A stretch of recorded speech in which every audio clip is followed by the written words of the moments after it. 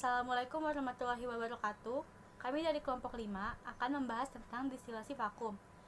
Pertama-tama, perkenalkan, nama saya Nafita Cahyani Fitri dan rekan-rekan saya Nur Hasanah, Hilma Syafi'i, dan Kendai Marsili. Distilasi vakum merupakan suatu proses pemisahan dari dua komponen yang memiliki titik didih yang sangat tinggi, di mana prosesnya berlangsung di bawah tekanan normal atau di bawah 1 atm, yang bertujuan untuk menurunkan titik didih dari komponen yang akan dipisahkan sehingga akan meminimalisasi kerusakan komponen akibat suhu tinggi. Vakum merupakan suatu kondisi dari udara atau gas sekitar lingkungan tertentu di mana dihilangkan, di mana tekanan udara di bawah tekanan atmosfer. Untuk menghasilkan kondisi vakum, perlu untuk mengeluarkan udara dari sistem. Ini merupakan prinsip dasar dari cara kerja vakum. Nah, mengapa titik didih bisa turun dalam kondisi vakum? Karena kondisi vakum menurunkan tekanan di atas campuran liquid sehingga menjadi rendah daripada tekanan uap campurannya. Hal ini menyebabkan dengan pemanasan sedikit saja langsung bisa mendidihkan liquid. Pada kondisi vakum, P atau tekanan tepat di atas liquid dibuat rendah di bawah atmosfer sehingga PO atau tekanan uap liquid lebih besar dari P. Sehingga untuk memutus rantai ikatan dalam pendidihan menjadi lebih rendah karena tekanan dorong uap ke atas lebih besar dibanding tekanan permukaan ke bawah. Berikutnya adalah prinsip kerja. Prinsip ini didasarkan pada hukum fisika di mana zat cair akan mendidih di bawah titik didih normalnya apabila tekanan pada permukaan zat cair itu diperkecil atau vakum. Prinsip kerja dari distilasi vakum ialah di mana proses distilasi berjalan tetap pada ruang hampa. Aliran cairan dan uap air sangat diperlukan pada proses ini untuk mencapai keseimbangan, di mana pada proses tersebut untuk menguapkan komponen yang mudah menguap dan uap air dipermudah pada distilasi sistem vakum. Tangki distilasi tidaklah terhubung ke atmosfer, tetapi ke pompa vakum untuk menjaga sistem tekanan agar tetap di bawah tekanan atmosfer. Aplikasi destilasi vakum. Destilasi vakum ini sangat berguna untuk senyawa yang mendidih di luar suhu dekomposisi pada tekanan atmosfer dan karenanya akan terurai dengan upaya apapun untuk merebusnya di bawah tekanan atmosfer. Dalam skala laboratorium, penyulingan vakum adalah ketika cairan untuk disuling memiliki titik didih atmosfer tinggi atau perubahan kimia pada suhu mendekati titik didih atmosfer. Dalam skala industri, penyulingan memiliki beberapa keunggulan. Salah satunya adalah alat yang digunakan mengurangi jumlah tahapan yang diperlukan adalah dengan memanfaatkan penyulingan vakum. Vakum kolom destilasi biasanya digunakan dalam penyulingan minyak dengan diameter berkisar sampai 14 meter. Adapun kelebihan dan kekurangan dari destilasi vakum dapat meningkatkan pemisahan dengan pencegahan degradasi produk atau pembentukan polimer karena penurunan tekanan yang mengarah ke suhu dasar menara yang lebih rendah. Yang kedua, pengurangan degradasi produk atau pembentukan polimer karena berkurangnya waktu tinggal rata-rata, terutama dalam kolom yang menggunakan pengepakan daripada baki.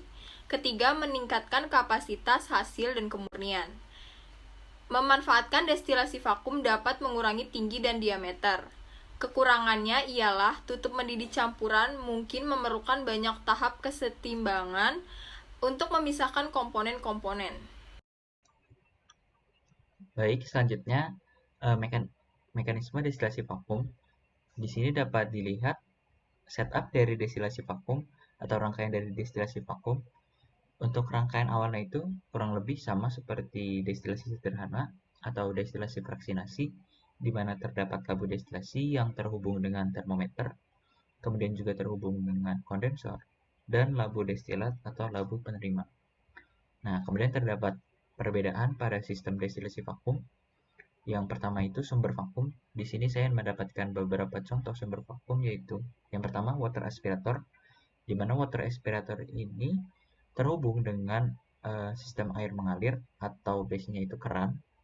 Nah, kemudian di sini keran yang terbuka itu akan menciptakan kecepatan dari air mengalir itu akan menarik udara sehingga tercipta tekanan yang rendah pada sistem destilasi. Nah, namun terdapat beberapa kelebihan dan kekurangan menggunakan water aspirator ini. Nah, untuk kelebihannya itu, metode ini cukup murah dan mudah untuk digunakan dan efektif atau efisien dalam membuat vakum. Nah, namun kelemahannya adalah dapat terjadinya kebocoran pada sistem destilasi, kemudian juga terdapat kemungkinan permasalahan dalam tekanan airnya, dan yang terakhir adalah membutuhkan vacuum trap.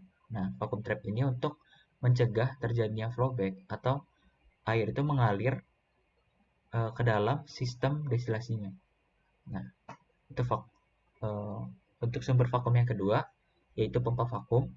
Nah, di sini kelebihannya adalah dapat menciptakan tekanan yang stabil, kemudian juga dapat menciptakan tekanan yang cukup rendah sampai di bawah 1 mmHg. Nah, namun untuk menggunakan pompa vakum ini dibutuhkan biaya yang cukup mahal.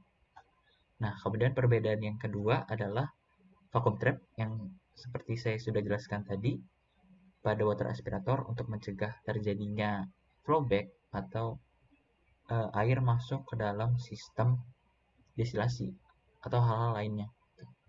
Kemudian juga yang ketiga perbedaannya adalah pipa pada labu destilasi. Di sini dapat dilihat. Nah, pipa ini berguna untuk mengatur aliran air yang ada pada sistem destilasi. Nah, biasanya di sini terdapat switch atau stopcock untuk mengatur pipa ini terbuka atau tertutup. Nah, kemudian perbedaan yang terakhir adalah manometer.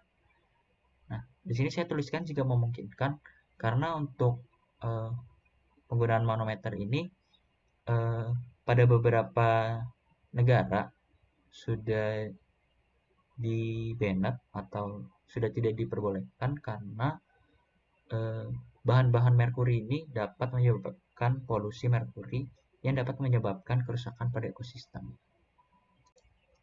Baik, selanjutnya di sini ada contoh dalam skala laboratorium. Contohnya adalah rotary evaporator. Nah, di sini saya mendapatkan contoh dari salah satu alat rotary evaporator yaitu Rato Viper R100 yang merupakan evaporator putar di mana destilasi tahap tunggal dapat dilakukan dengan cepat tanpa terlalu menekan produk. Nah, proses dasarnya adalah evaporasi dan kondensasi pelarut dengan menggunakan labu evaporasi putar dengan vakum. Nah, tujuan penggunaan dari rotary evaporator ini ditujukan untuk pelarut evaporasi dan kondensasi, dan produk ini juga dapat digunakan di laboratorium dan fasilitas produk untuk beberapa operasi berikut, yaitu pelarut dan suspensi evaporasi dan kondensasi, kemudian sintesis dan pemurnian dari bahan kimia, kemudian penggunaan kembali dan konsentrasi pelarut, rekristalisasi, dan pengeringan bubuk dan butiran. Nah, contohnya adalah ekstraksi metabolit sekunder seperti saponin dan tanin pada putri malut. Dengan adanya vakum pada rotary evaporator ini dapat menurunkan titik didih dari saponin dan tanin tersebut, sehingga didapatkan kandungan dari saponin dan tanin ini dengan kadar yang tinggi, namun sesuai dengan kandungan yang terdapat pada putri malut tersebut. Baik, setelah kita mengetahui mengenai mekanisme, prinsip, dan juga pengertian-pengertiannya, mari kita menelaah lebih jauh mengenai penelitian terkait dari metode destilasi vakum ini. Salah satunya yang pernah diterbitkan di Jurnal Penelitian Pasca Panen pada tahun 2004, yaitu pemisahan kardanol dari minyak kulit biji mete dengan metode destilasi vakum. Pada awalnya, produksi jambu biji pada tahun 1999 telah mengalami peningkatan yang sangat signifikan. Tetapi sayangnya buah ini, salah satunya yaitu kacang mete hasil dari buah ini, masih kurang dimanfaatkan. Padahal minyak dari kacang mete ini mengandung kardanol. Kardanol ini sering sekali digunakan di industri kimia sebagai pengganti dari fenol, dan salah satunya menjadi pengikat di baja ataupun vernis. Oleh karena itu, penelitian ini akan berfokus pada pemisahan kardanol dari minyak kulit biji mete atau nama lainnya adalah CNSL dengan metode pemisahan destilasi vakum. Baik, selanjutnya adalah mengenai metode penelitiannya. Dapat dilihat juga di gambar berikut, di mana akan terjadi terlebih dahulu pengempaan dan akan ada ampas dari kulit metenya tersebut, dan disitulah akan diperoleh CNSL-nya. Selanjutnya akan terjadi dekarboksilasi, di mana asam anakadat yang merupakan senyawa paling dominan di dalam CNSL itu akan dirubah menjadi kardanol. Dengan perubahan ini dapat diindikasikan dengan perubahan pH dari asam menjadi basa. Tetapi ada dua senyawa yang terbentuk, yaitu adalah kardol dan kardanol. Perbedaannya adalah kardol memiliki 2 gugus OH, tetapi kardanol hanya memiliki 1 gugus OH. Oleh karena itulah, perbedaan ini akan merubah titik didihnya juga, di mana kardanol pasti akan lebih rendah titik didihnya dibandingkan kardol. Oleh karena itu, titik didih yang sangat tinggi ini menurut data yaitu pada 1 mm Hg saja titik didihnya adalah 225 derajat Celcius.